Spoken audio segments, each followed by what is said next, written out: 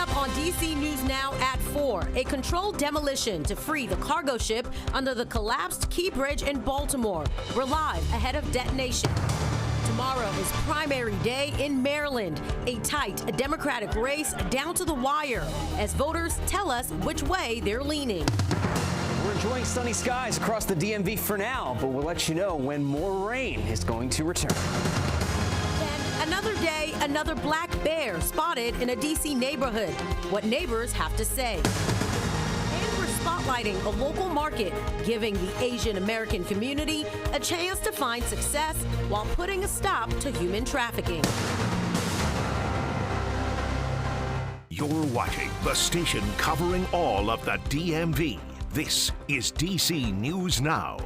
And thank you for joining us on this Monday for DC News Now at 4. I'm Tosin Fakile in for Mark and Annalisa. We begin in Baltimore, where the next phase of cleanup at the Key Bridge collapse is almost underway. At 5 o'clock, pieces of the bridge will fall following demolition as crews work to clear parts of the bridge still stuck on that massive cargo ship that hit the bridge 48 days ago. DC News Now's Randy Bass joins us live from near the bridge in Dundalk. And Randy, what can we expect to see here in a matter of hours?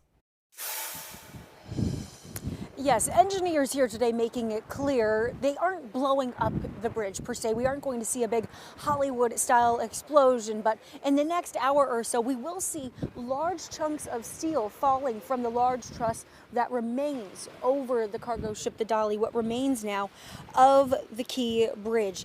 The big goal today, get those biggest chunks of steel off the Dolly so the ship can be refloated and moved out of the way so that way they can fully reopen that channel to get to the rest of the port of Baltimore. As of last week, all 6 victims of this bridge collapse have been recovered, and officials say they can now fully switch their focus to freeing the ship and reopening the channel. Crew members from the Dolly are staying below deck for the controlled demolition today. They will remain on board the ship. Officials say if something happens during today's demo, they are the best people to respond since they know the ship inside and out. But fire crews will be on site in case anything happens there, and salvage crews will be ready to start clearing the steel as it begins to fall. This method of clearing bridges has been used before. It's called precision cutting, and the Army Corps of Engineers says it's the safest way to move the biggest pieces of metal and get the ship out of the way. They are 180 feet in the air. They're doing both cutting and also preparation for the removal of this truss that's sitting on top of the Dolly. It's not what you envision in Hollywood, a big fireball. When we say precision cutting, it is exactly that. These are very small linear charges that are placed into cuts. It is going to allow for the pressure from those cuts to literally separate the metal and cut through the steel.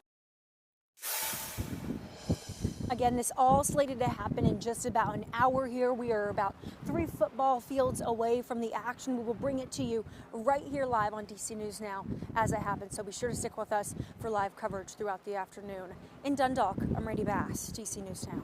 All right, Randy, thank you. We'll check back in with you in about an hour. Now let's take a live look outside. This is over the Kennedy Center, looking gorgeous on this Monday. No better way to start the week. Let's get right over to meteorologist Damon Matson for a first look at our forecast.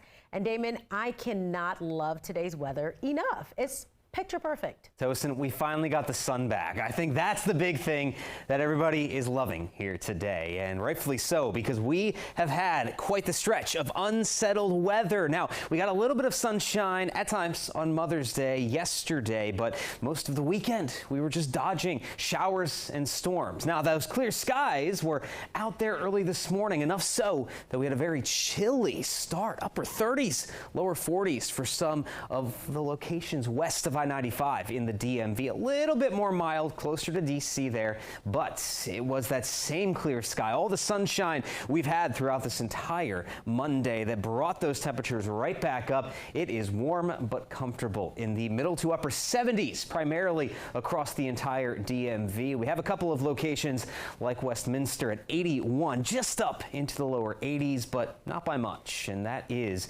again, making for a fantastic first day of the week. Now, after all of this sunshine, we are going to see high clouds streaming back in overhead as we go through the evening into the overnight hours. And what that signals, unfortunately, is an end to this quiet, dry weather that we had today and the return of showers and a few storms as we go into tomorrow and Wednesday. When should we expect this soggy weather to really kick up again as we go over the next couple of days? We'll have a full look at that forecast coming up here in just a bit. All right, Damon, thank you. Looking forward to it. Your time is 4:04, and DC News Now is your local election headquarters. Two Democrats, Congressman David Trone and Prince George's County Executive Angela Alsobrooks, are neck and neck as they head into Maryland's primary election, both trying to secure the nomination for U.S. Senate. Political and government reporter Leonard and Fleming caught up with the candidates on the campaign trail in Baltimore. And Leonard, what are they saying to get those last-minute votes? Also, Brooks and Trone say they are leaving no stone unturned, especially here in Baltimore. And they both tell me they feel they have the best shot to win this election on Election Day. The focus of the day is in Baltimore ahead of the primary. And Emerson College of the Hill, the DC News Now survey from last week showed Alsobrooks with a razor-thin lead over Trone, 42% to 41%, with 12% undecided. Both candidates say they feel good about their prospects.